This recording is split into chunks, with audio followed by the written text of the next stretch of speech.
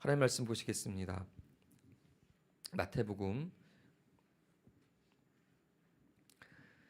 26장 36절에서 46절까지입니다. 마태복음 26장 36절에서 46절까지를 저와 한 절씩 교독하도록 하겠습니다. 마태복음 26장 36절부터 46절까지입니다. 저와 한 절씩 교독하도록 하겠습니다. 이에 예수께서 제자들과 함께 겟세마네라 하는 곳에 이르러 제자들에게 이르시되 내가 저기 가서 기도할 동안에 너희는 여기 앉아 있으라 하시고 베드로와 세베대의 두 아들을 데리고 가실새 고민하고 슬퍼하사 이에 말씀하시되 내 마음이 매우 고민하여 죽게 되었으니 너희는 여기 머물러 나와 함께 깨어 있으라 하시고 조금 나아가서 얼굴을 땅에 대시고 엎드려 기도하여 이르시되 내 아버지여 만일 할만하시거든 이 잔을 내게서 지나가게 하옵소서. 그러나 나의 원대로 마시옵고 아버지의 원대로 하옵소서 하시고 제자들에게 오사 그 자는 것을 보시고 베드로에게 말씀하시되 너희가 나와 함께 한 시간도 이렇게 깨어 있을 수 없더냐. 시험에 들지 않게 깨어 기도하라. 마음에는 원이로되 육신이 약하도다 하시고 다시 두 번째 나아가 기도하여 이르시되 내 아버지여 만일 내가 마시지 않고는 이 잔이 내게서 지나갈 수 없거든 아버지의 원대로 되기를 원하나이다 하시고 다시 오신즉 그들이 잔이 있는 그들의 눈이 피곤함 일러라. 또 그들을 두시고 나아가 세 번째 같은 말씀으로 기도하신 후 이에 제자들에게 오사 이르시되 이제는 자고 쉬라. 보라 때가 가까이 왔으니 인자가 죄인의 손에 팔리느니라. 함께 읽겠습니다. 일어나라 함께 가자. 보라 나를 파는 자가 가까이 왔느니라. 아멘. 가장 큰 위기라는 제목으로 하나님의 말씀 함께 나누겠습니다. 우리 옆 사람과 인사하겠습니다. 참 화사하시네요.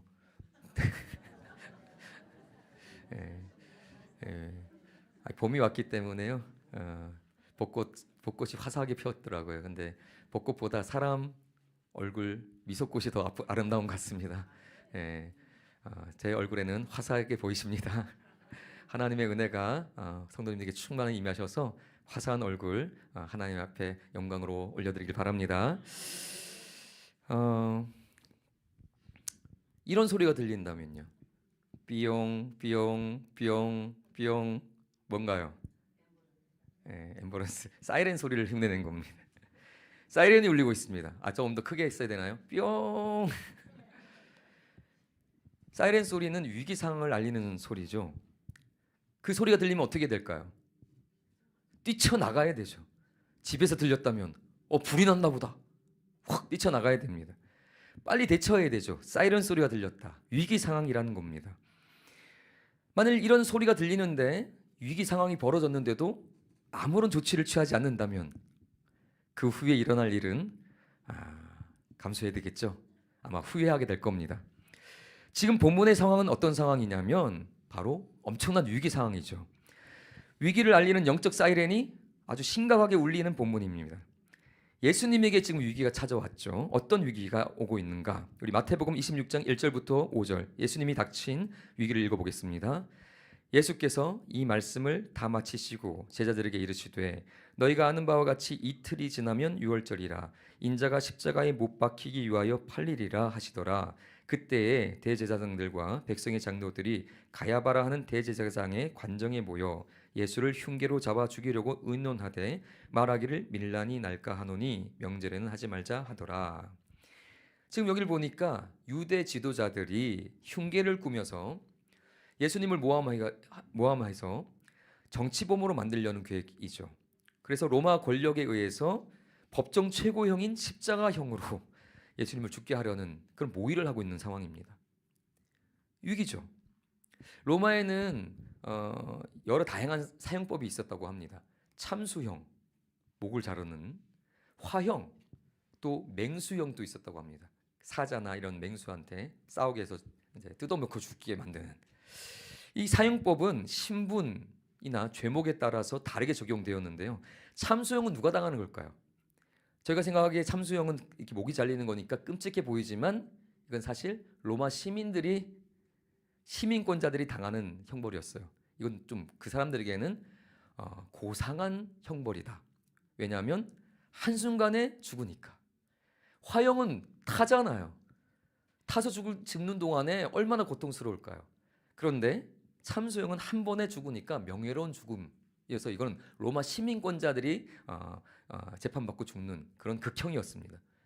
그래서 로마 시민권자가 아닌 그런 일반 식민지 사람들이거나 노예들은 더 처참한 형벌을 사형을 당했는데 그 중에 하나가 바로 십자가형입니다. 십자가형은 여러 사형법 중에서도 가장 극형이었습니다. 이 원래 십자가형은 누구를 죽이려고 만든 형벌이냐면 노예, 주인을 죽인 노예나 아니면 주인에게 반란을 일으키려고 했던 노예들을 죽이기 위한 형벌이었어요. 그러니까 이 주인에게 감히 반란을 일으켜 이 본보기로 아주 극형, 끔찍한 형벌을 줘야 된다. 그래서 가장 고통스럽고 또 옷을 발가 벗겨서 사람들이 다니는 곳에 매달아서 죽이는 거거든요. 그리고 심지어는 맨날 며칠, 일주일, 더울에는 열흘 이렇게 살아남은 사람도 있다고 합니다. 그 정도 오래 걸려서 죽는 형벌이었으니까 너무 고통스럽고 너무 수치스러운 형벌이어서 로마 시민권자들은 이 형벌을 당하지 않은 거예요. 이거는 노예들이나 아닌 정치범들, 감히 로마 정권에게 대든 그런 사람들을 본보기로 이런 끔찍한 형을 보여줘서 감히 로마한테 대들지 못하고 끔찍한 그런 범죄를 저지르지 못하게 하기 위한 본보기 같은 그런 형벌이란 말입니다. 이 십자가형을 지금 누가 당할 위기예요? 예수님. 그러니 위기가 아닌가요? 예수님이 가장 끔찍한 방법으로 노예들이 당하는, 또한 정치범들, 가장 심각한 죄를 지은 악질 죄인들이 당하는 그런 수치스러운 형벌을 당해야 되는 상황입니다. 그런데 예수님께서는 지금 이 위기가 자기 코앞에 와 있다는 것을 생생하게 느끼고 있죠. 이틀 후면 내가 죽는다 알고 계십니다. 그래서 예수님께서는 내 앞에 닥친 위기를 몸소 생생하게 느끼고 있는 상황이기 때문에 지금 이런 말씀을 하신 거죠. 여러분, 위기를 위기로 느끼지 못하면 큰일이죠. 아까 사이렌이 울릴 때 그걸 무시한다면 죽는 것처럼, 위기의 상황에 위기를 위기로 인식하지 못하면 큰일 당하는 겁니다. 근데요, 예수님께서는 내 앞에 닥친 위기를 잘 아셨잖아요. 그래서 위기 상황이구나, 그것을 아시고 그것에 맞는 대처를 하셨단 말입니다. 근데 예수님의 제자들은 어떻게 했을까요? 위기가 왔는데도 위기인지 몰랐어요. 그래서 제자들은 위기가 코앞에 왔는데도 안일하게 대처했단 말입니다. 그래서 그 결과 위기를 위기로 인식하지 못하니까 어떻게 됐냐면 예수님을 버리고 도망갔죠. 위기 앞에 완전히 실패한 겁니다. 여러분은 어떠세요? 위기가 찾아왔을 때 내 삶에 지금 위기구나, 이걸 느끼실 수 있으세요? 괜찮은데? 지금은 좀 평안한데요? 진짜 평안할 수도 있겠죠. 그런데 위기가 왔는데도 제자들처럼 인식 못하고 안일할 수도 있단 말입니다. 그래서 오늘 우리 삶을 한번 돌아보겠습니다. 과연 내 삶은 위기일까 아닐까? 예수님께서는 위기를 위기로 인식하셨습니다. 그래서 예수님께서는 그 위기 상황에 사이렌이 울리고 있을 때 그거에 맞는 대처를 하셨죠. 어떤 대처일까요? 기도했습니다. 여러분, 위기가 닥치면 위기가 왔구나라고 인식하게 되면 어떤 감정이 들까요? 어떤 감정이 들까요? 내 앞에 큰 문제가 생겼어. 근데 이 문제가 내가 감당하기에 너무 벅찰 정도로 엄청난 문제예요. 그러면 그런 문제 앞에 내가 느끼는 감정은 힘들 겁니다. 예수님도 그 인생의 위기 앞에 이런 감정을 느꼈거든요. 위기를 인식했을 때 예수님의 감정을 한번 읽어보도록 하겠습니다. 마태복음 26장 37절부터 38절 읽어보겠습니다. 베드로와 세베대의 두 아들을 데리고 가실새 고민하고 슬퍼하사 이에 말씀하시되 내 마음이 매우 고민하여 죽게 되었으니 너희는 여기 머물러 나와 함께 깨어 있으라 하시고, 예수님이 위기를 느끼고 지금 위기 상태구나 그랬을 때 느꼈던 감정은 고민하고 슬퍼했다. 또 마음이 매우 고민하여 죽게 되었다, 이겁니다. 이것이 위기를 만난 사람, 위기를 인식한 사람의 감정일 거예요. 실제로 그런 것 같습니다. 위기 앞에서 그것도 내가 감당할 수 없는 큰 심각한 위기를 겪으면 고민이 많아져요. 어떻게 해야 되지? 나 큰일 났다. 나 이러다 죽는 거 아니야? 나 이러다 망하는 거 아니야? 어떻게 해야 되지? 고민이 많아지고 또 감정적으로는요 우울해집니다. 위기가 없을 때는 괜찮아요. 막 행복하고 즐겁고 뭐 콧노래도 나오고. 그런데 위기다. 지금은 심각한 위기다. 이러면 다운됩니다. 그리고 마음이 답답해지죠. 막 사방이 막힐 것 같고 막 한숨이 저절로 나오고 그리고 표정이 점점 굳어지고 어두워집니다. 사람이 시커매 보여요. 얼굴이 이렇게 저희처럼 화사하지 않고요 어두워집니다. 그리고 때로는 죽고 싶어지죠. 예수님도 그랬잖아요. 내가 고민하여 죽게 되었으니. 예수님도 우리랑 똑같이 큰 위기 앞에서, 십자가라는 그 감당하기 힘든 위기 앞에서 동일한 감정을 느낀 거예요. 근데 사람들은 이런 부정적인 감정을 느낄 때 보통 뭐 하죠? 너무 힘드니까, 위기 앞에서 고민되고 죽을 것 같으니까 보통 뭐예요? 어떤 대처를 합니까? 별다른 걸 하는 게 아니라 제가 봤더니 보통 세상 사람들은 이거 하더라고요. 술 마시는 거. 너무 힘들다 이러면 소주 어디 친구 만나서 그래서 너무 힘드니까 잊으려고 그냥 계속 그러면서 인사물성이 돼가지고 괜찮죠. 그 순간은 잊어질 수 있으니까. 그리고 집에 들어가서 자고 깨어나면 더 우울해지지. 왜? 현실은 똑같으니까요. 위기 상황은 변한 게 없잖아요.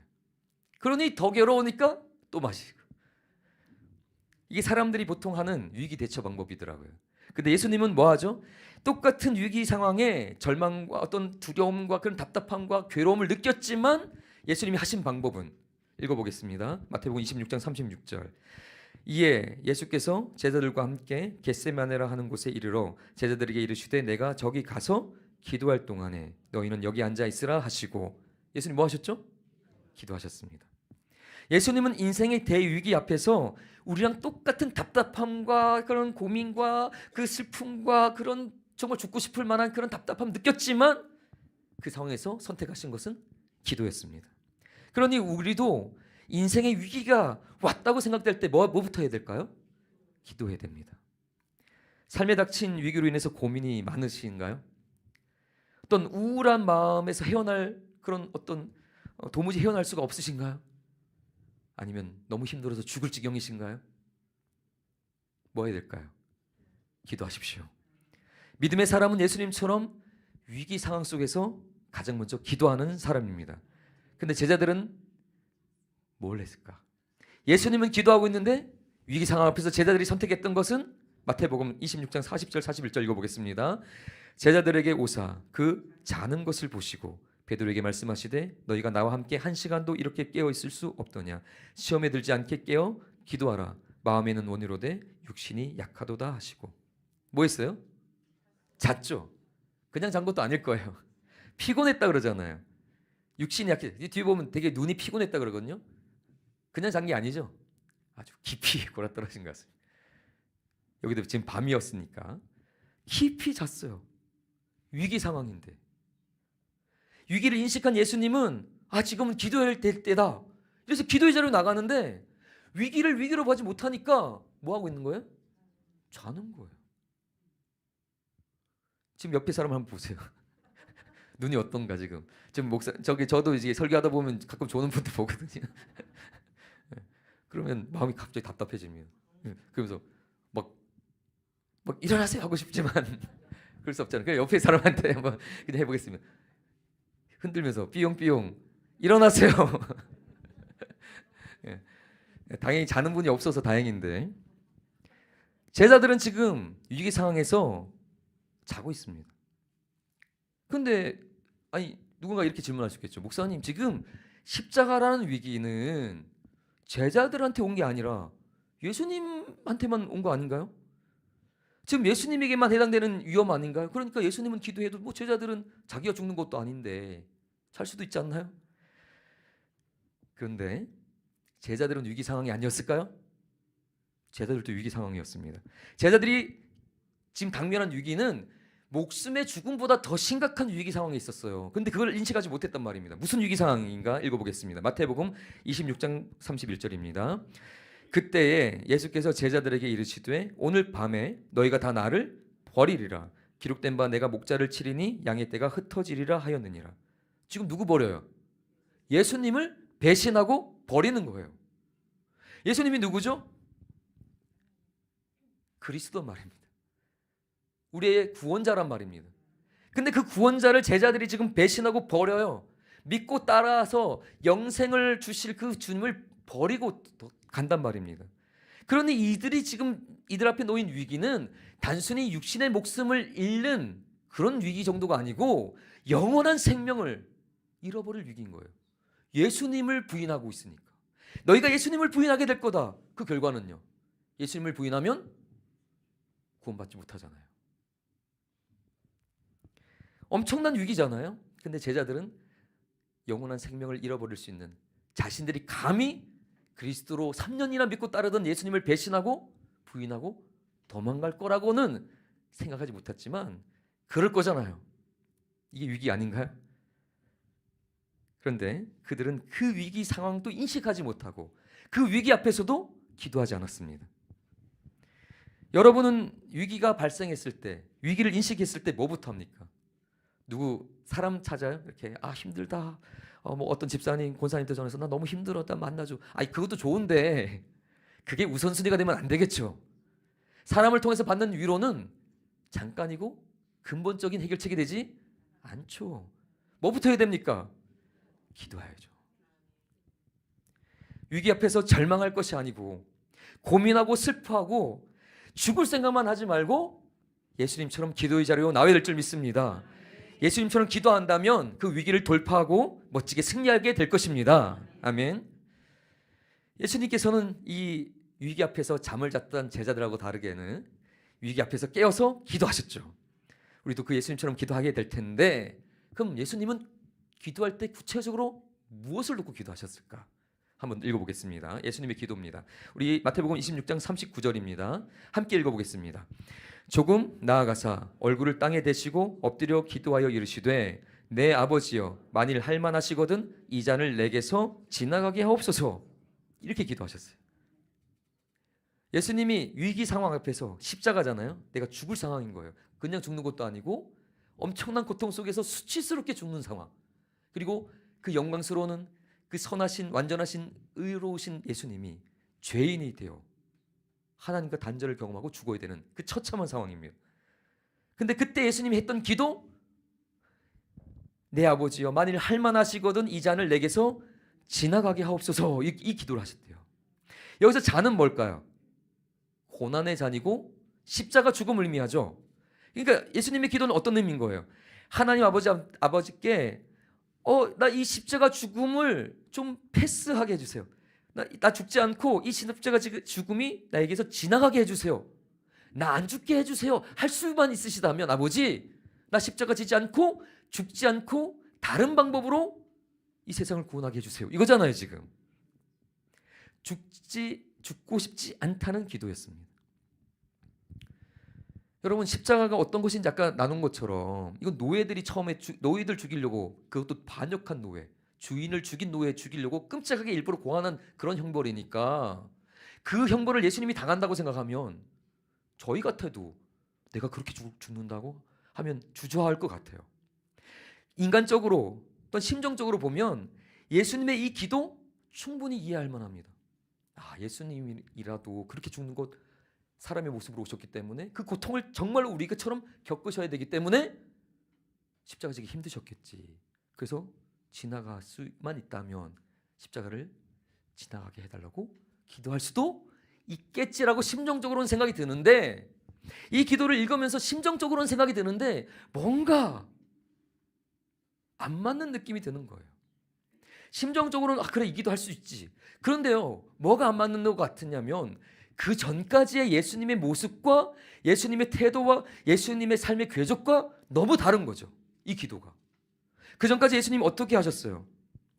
예수님께서는 철저하게 어떻게 살아오셨냐면 우리 요한복음 6장 38절 읽어보겠습니다. 같이 읽겠습니다. 내가 하늘에서 내려온 것은 내 뜻을 행하려 함이 아니요 나를 보내신 이의 뜻을 행하려 함이니라. 예수님은 처음부터 지금까지 십자가 직전까지 오직 하나님의 뜻을 위해서 살아왔단 말이에요.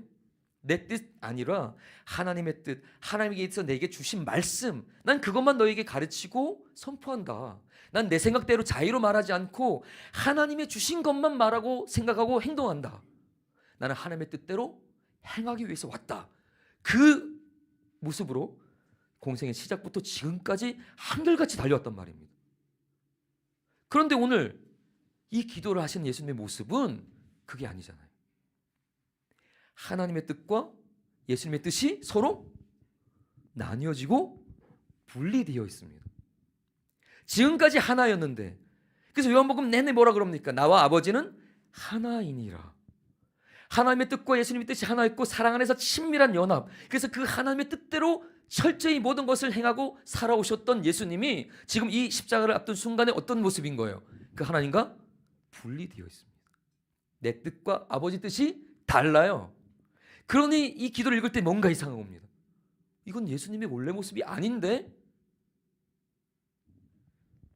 여러분, 하나님의 뜻이 뭐였죠? 예수님이 십자가 지고 죽으심으로 이 세상을 구원하는 것이었죠. 너는 죽지만 너가 유월절 어린 양이 되어서 그 이스라엘이 이집트에서 탈출할 때 그 유월절 어린 양의 피로 문설주에 바른 자들이 구원받은 것처럼 너가 흘린 그 피로 말미암아 사람들이 구원받을 것이다. 그러니 너는 내 아들이지만 십자가에서 그들을 대신하여 죄인으로 세상 죄를 지고 죽어야 된다.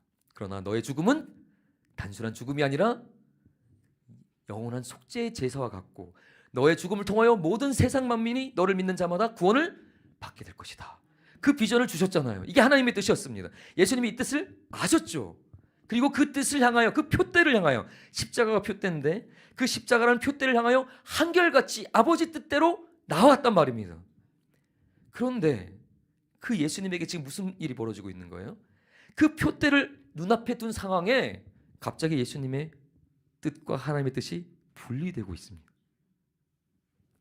원래는 하나였는데 십자가라는 위기 앞에서 그 십자가라는 위기가 막 피부로 느껴지고 이제 정말 죽는구나, 저 끔찍스러운 고통과 저 처참한 수치스러운 일을 정말로 당해야 되는구나 라는 상황 속에 마음이 하나님과 분리되고 있습니다.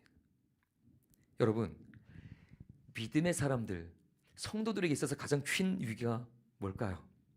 사람들은 외부적인 문제를 생각합니다. 성도인데 사던 사업이 잘 안 되고 어려우면 위기가 왔구나. 위기 맞아요. 외부적인 위기죠. 자녀들에게 문제가 생기고 내 육신에게 건강에 문제가 생기면 위기가 생겼구나, 위기가 왔구나 이러면서 막 기도의 자리로 나갑니다. 그건 위기로 아주 잘 느껴요.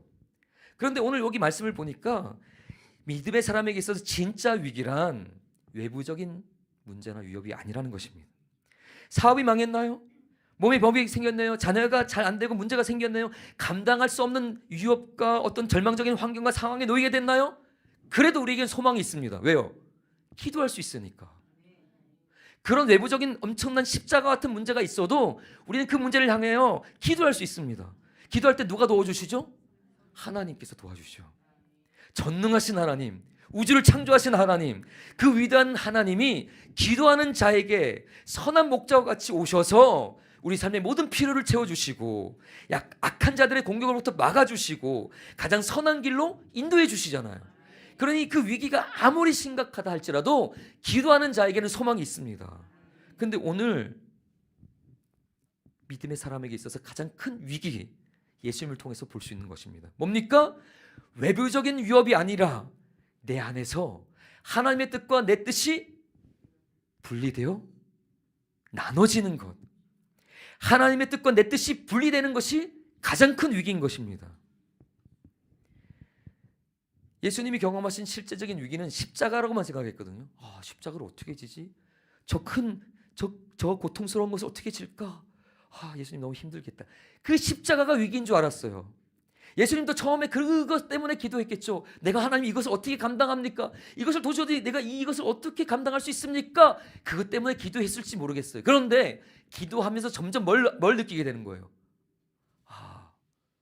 그 십자가라는 위기 앞에서 어느 순간부터 어느 시점부터 내 뜻과 하나님의 뜻이 벌어지고 있었구나. 그러면서 그 기도의 내용을 통해 알잖아요. 내 뜻대로 기도하다가 아버지의 뜻이 나와 다른 것을 알고 깜짝 놀라게 됩니다. 여러분, 하나님의 뜻과 예수님의 뜻이 달라졌을 때 이제 십자가 길을 걸어갈 수 없는 지경까지 왔었죠. 이 잔을 내게 옮겨 주옵소서라는 기도는 십자가 지지 못하겠습니다라는 것이었으니까. 근데 봐세요.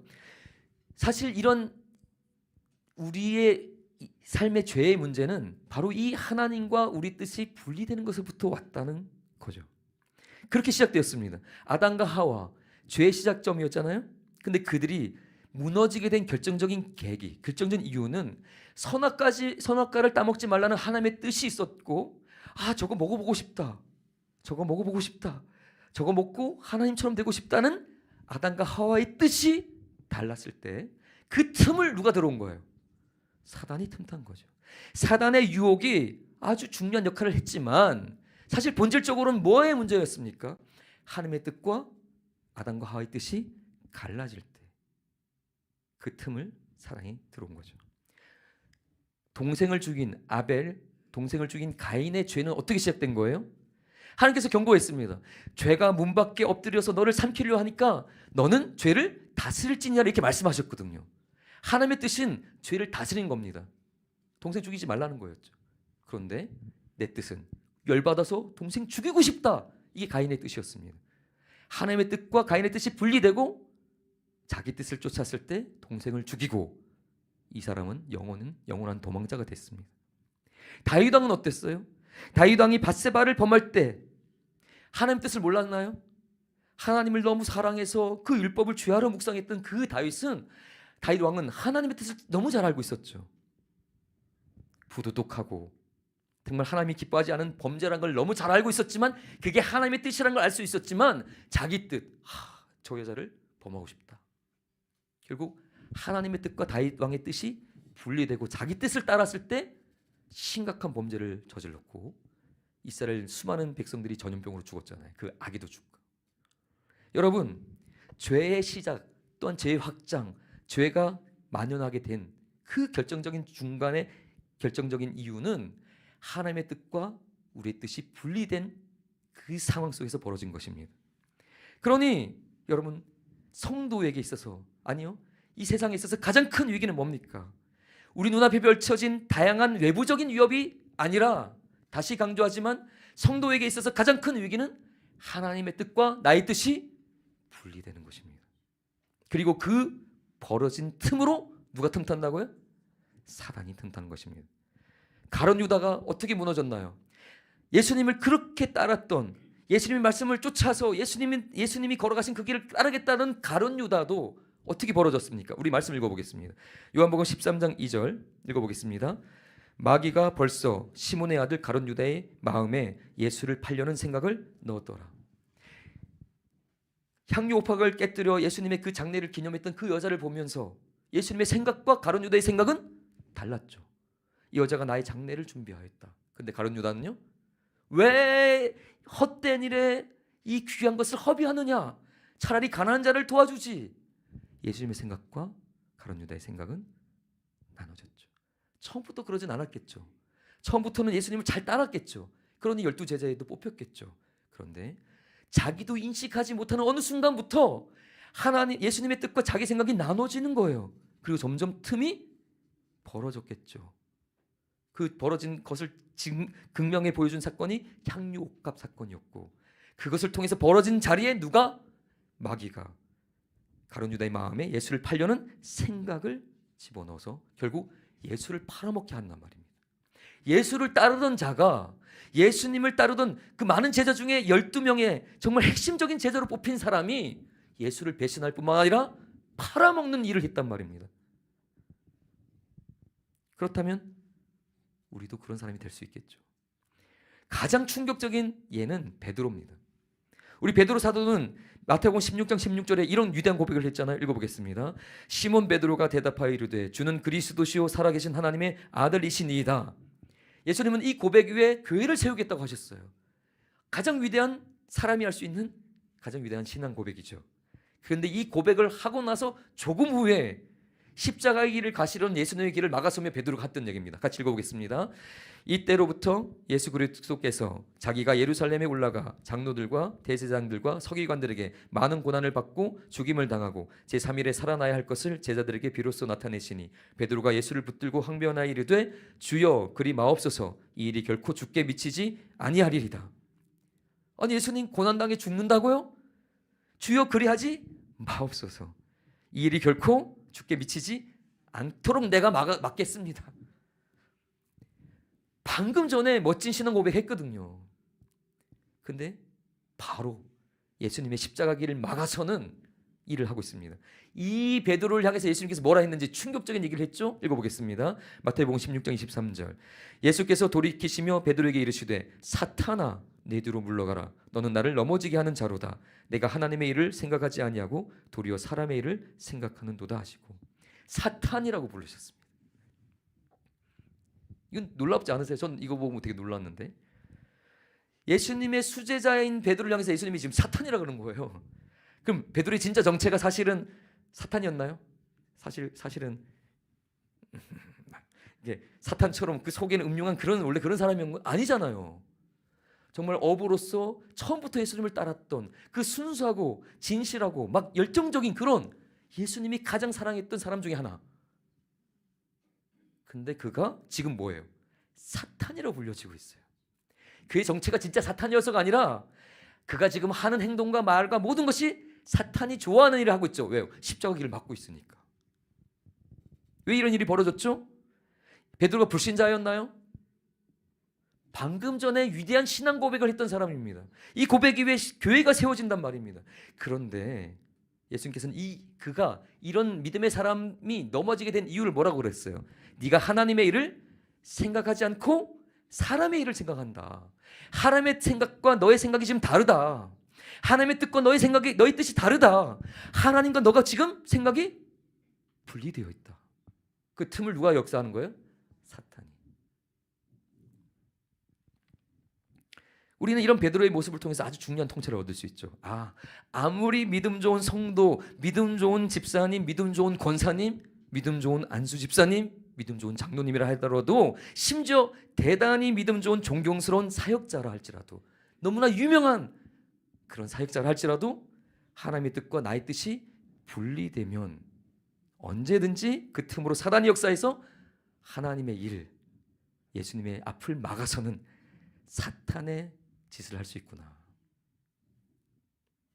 여러분, 성도에게 있어서 이것보다 더 큰 위기가 있나요?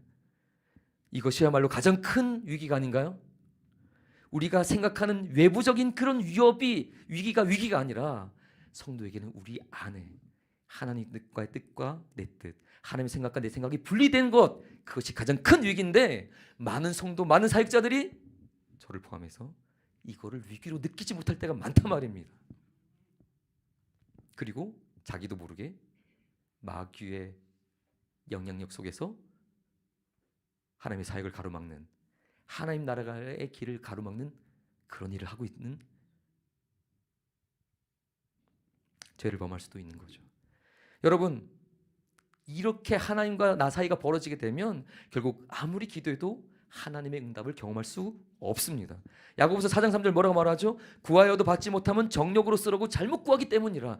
하나님의 뜻대로 구하지 않고 내 뜻대로 아무리 기도해도 기도의 능력이 나타나지 않습니다.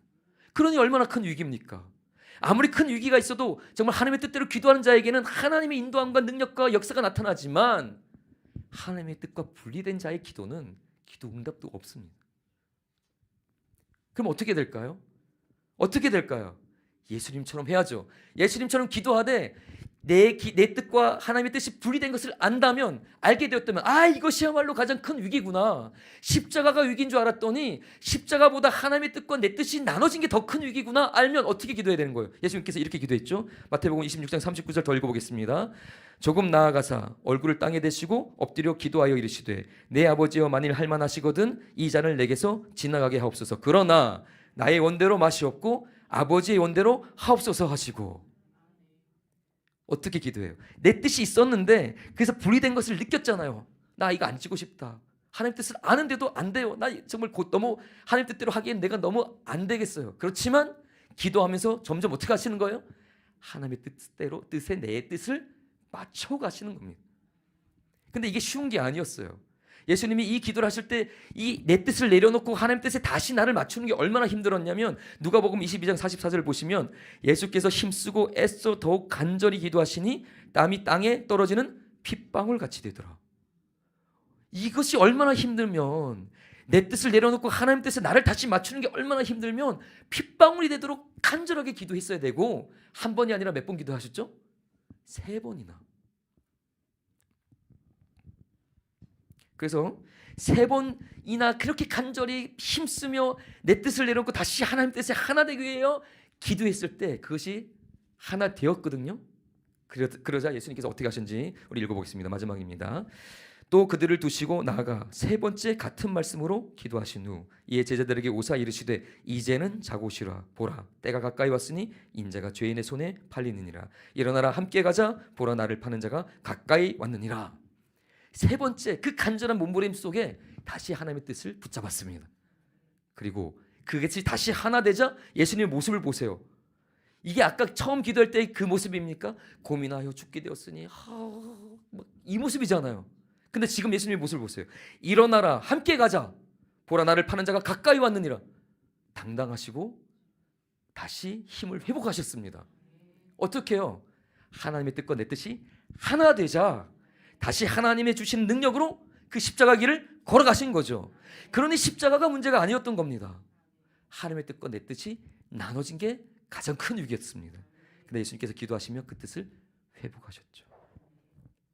여러분, 제가 전에 교회에 사역할 때 한 청년이 저한테 왔어요.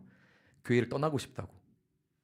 여자 청년인데 왜 그러냐고 그랬더니, 어릴 때부터 같이 지내던 누나가 있는데, 언니가 있는데 너무 자기를 괴롭히고 있다는 거예요 요새. 그래서 나 그렇게 모르겠는데 했더니, 아무도 다른 사람 있을 때는 티를 안 내다가 둘만 있을 때 계속 말로 여러 가지로 계속 정말 힘들게. 근데 이 언니가 왜 나한테 이러지? 그랬는데 나중에 보니까 이 언니랑 사귀고 있던 남자 친구가, 저희 청년 중에 또 남자 청년이 있는데 그 청년이 외부에서 들어왔거든요.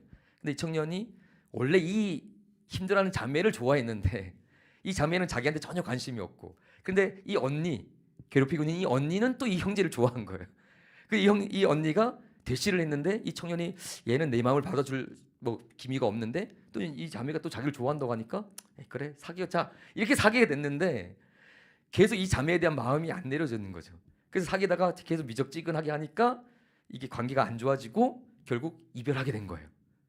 이별하게 됐는데 알고 봤더니 이 내 남자친구와 이 동생 때문에, 얘에 대한 마음 때문에 나한테 이렇게 소홀했구나를 느끼면서 질투가 생긴 거라서 계속, 얘는 아무것도 한 게 없잖아요.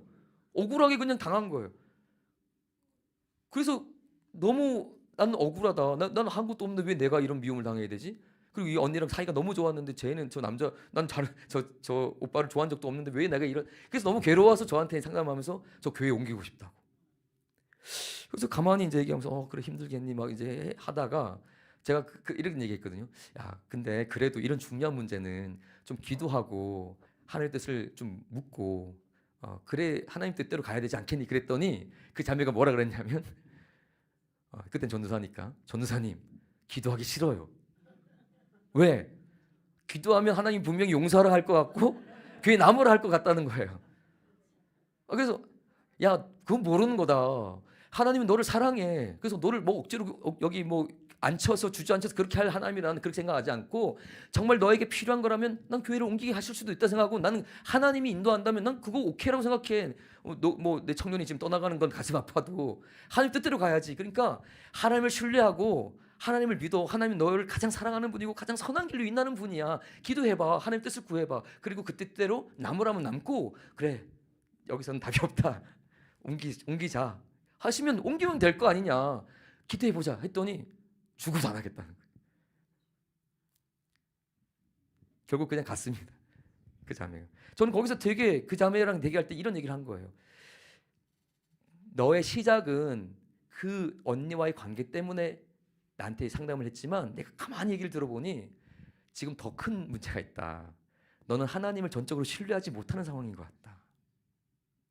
너와 하나님 사이에 뭔가 틈이 생긴 것 같다. 하나님이 이렇게 말할까 봐 기도하지 못한다고? 이렇게 할까 봐 하나님의 뜻을 신뢰하지 못한다고? 그 자매, 그 언니가 힘들게 하지만 더 심각한 문제는 지금 너가 하나님을 신뢰하지 못하는 것 같아. 그것을 놓고 기도해야 될 것 같다. 근데 그 자매가 이제 그렇게 떠나서 제가 가슴이 많이 아팠는데요. 이 일이 우리에게도 벌어지는 것이 아닐까요?